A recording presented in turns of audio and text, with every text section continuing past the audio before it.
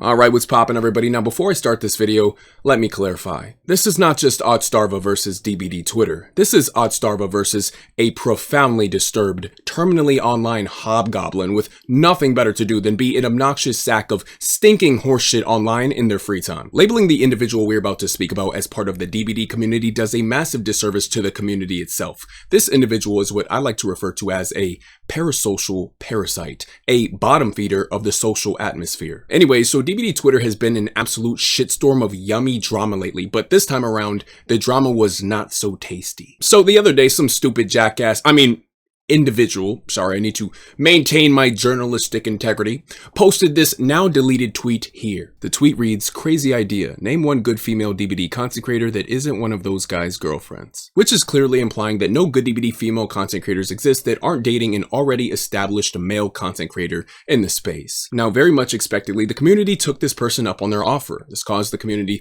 to provide just about hundreds of examples of different female content creators who are good at DBD and who have contributed to the community massively in various ways. Now, obviously, this feeble little being couldn't handle the buckets worth of shit they poured on their own head by saying something so painfully moronic online, causing practically the entire community to dunk on them, pull their drawers over their head, and stuff them in the locker of shame and dumbassery, because they later went on to delete the tweet and crawl back into the septic tank they crawled out of. But believe it or not, this whopping dipshit is actually not the main villain of our story. Would you believe me if I told you it gets worse? Well, to be fair, you probably would, because this is DBD Twitter, baby, home of the degenerates. Come on, give yourselves a round of applause. Come on, give it up. Give it up. Oh yeah, that's good. Yeah, that's good. That's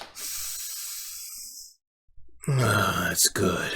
Yeah. Anyways, Otzdarva responded to the whole drama by saying this. "Hello friends, this is Otz." Psych, nah. Could you imagine if he started every single tweet like that? Anyways, he said, "I'm super happy to see the guy belittling women in DBD getting destroyed in the retweets. Women aren't just among the best and most dedicated content creators in DBD. They're often running tournaments, hosting charity events, moderating communities, designing thumbnails, and editing videos as well. If you're part of this community and haven't realized this, you are a fool." And then he goes on to credit some women who have helped him out tremendously in various ways. See, but what poor Otzdarva didn't know is that he was unknowingly casting a spell, a summoning ritual in which he'd spawn a foul entity, the Omega Loser Slimeball himself, the swamp ass of all swamp asses, the biggest terminally online fuckwit west of the Mississippi, the gay Jake.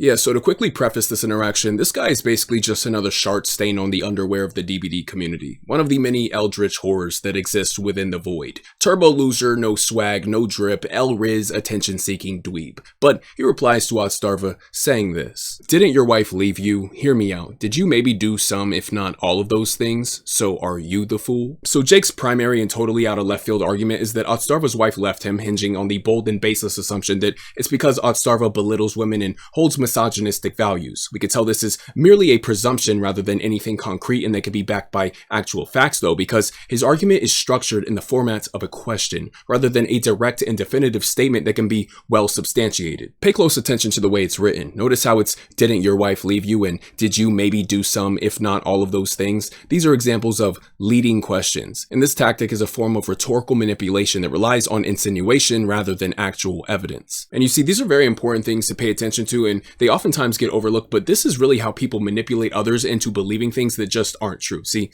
by framing their argument as a series of leading questions, Jake avoids the burden of proof that would otherwise come with making a definitive claim. This then shifts the responsibility of disproving the baseless claim onto the audience or the subject, which is Otzdarva in this case, rather than Jake providing any tangible support for his own ludicrous assertion. Now, shockingly enough, the concept of hurling baseless accusations towards others is actually not foreign to Jake whatsoever. This is a pattern of behavior. Here's an example of Jake playing against a streamer who's playing Myers, and he later accuses them of hacking and reports them for injecting, just because they have a Twitch charm. Mind you, he did so with zero proof whatsoever. The streamer obviously wasn't hacking, and this is just a blatant false report. But this shows a clear pattern of behavior here. Levying heavy, unsubstantiated accusations against others is practically a hobby for Jake, and in the case with Otzdarva, nothing is different.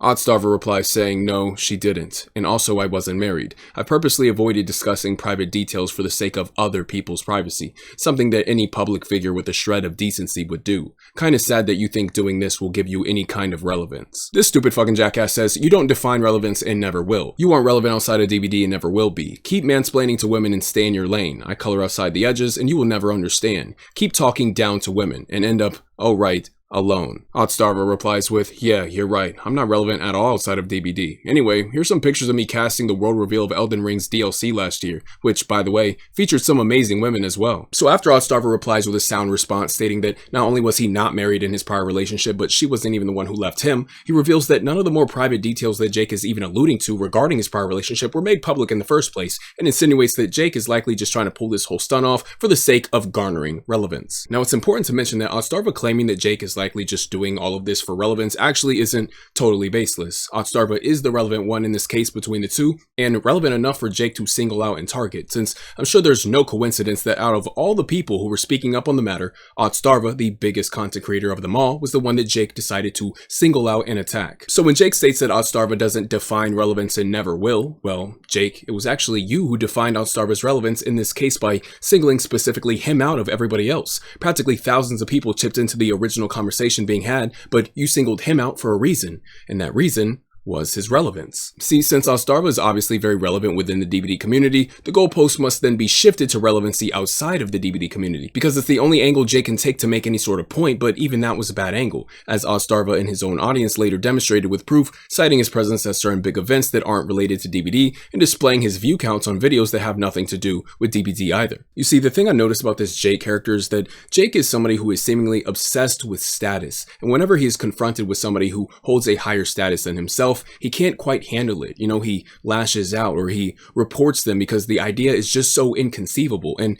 he embarrasses himself in the process simply because he cannot cope with the bitter reality of his own irrelevance in comparison to others. Jake later goes on this absolute unhinged tangent where he has the audacity to try and grandstand and lecture on Otzdarva about the needs of women, humility, and about all the amazing things that women can do without him, as if Otzdarva literally ever argued otherwise. He's trying to twist narratives and weaponize buzzwords in a lazy, manipulative, and cheap attempt at sounding righteous, and by this point, Jake's inferiority complex is already on full display. Jake also really seems to be doubling down and planting his feet on this false idea that Otzdarva was married in his prior relationship, which just isn't true. So he isn't even engaging with reality at this point. He's arguing against points that have already been disproven. And the back and forth between the two ends there, but Jake does still carry on with people in the replies, but it's just like the old man yelling at the clouds at that point. Anyways, let's break down his argument. Jake's hyperfixation with Otzdarva's personal life and relationship status really gives off the unhealthy parasocial relationship vibes. It feels a lot like he's projecting as well and clinging on to these things not because they actually apply to Otzdarva, but because they apply to Jake himself. This is projection, and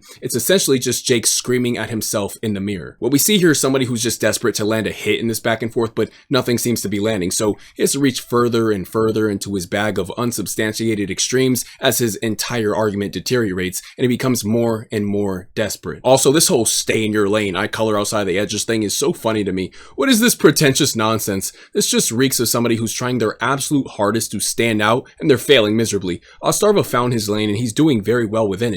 But you, Jake, you've yet to find a lane that matters to anyone. Honestly, this whole situation is just another case of the dangers of parasocial bonds, and it's a good thing that Otzdarva stopped engaging with him when he did, because there is literally no getting through to these types of people. You can't get through to people like this because you can't rationalize irrational people out of positions they didn't arrive to rationally in the first place. It's like speaking to a brick wall, as you can see. People like Jake are fascinating creatures to observe for all the wrong reasons. They are totally illogical and are practically one with delusion and ignorance, and they are almost incapable of seeing the errors in their own ways. These sorts of toxic parasocial bonds are why it's important as a content creator to try your best to separate elements of your personal life from your content creation, because a lot of people you may perceive to be supporters of you may try to use certain things against you the day they decide to no longer support you. This is why so many content creators are as private and reserved as they are. And look, I got quite a bit of personal videos here on my channel, and trust me, I've got a lot of experience with this phenomenon. The breakneck speed at which a longtime supporter will flip like a dime and lash out against you and attack you really is just a wild thing to see, and this Jake character seems to just be another case of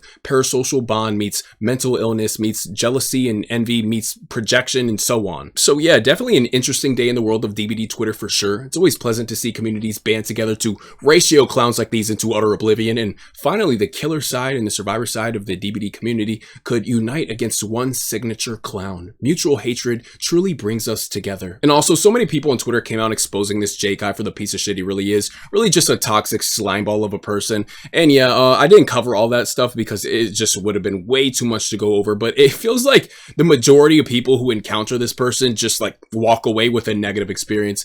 Anyways, yeah, hope you guys enjoyed this video. You know, something a bit different. Returning to the gameplay next video for sure. And yeah, like and subscribe if you're new here. It really helps out with the algorithm. Leave a comment, your thoughts below. Really helps out as well. And yeah, hope you guys enjoy the rest of y'all's days, the rest of y'all's nights. Stay healthy. Peace.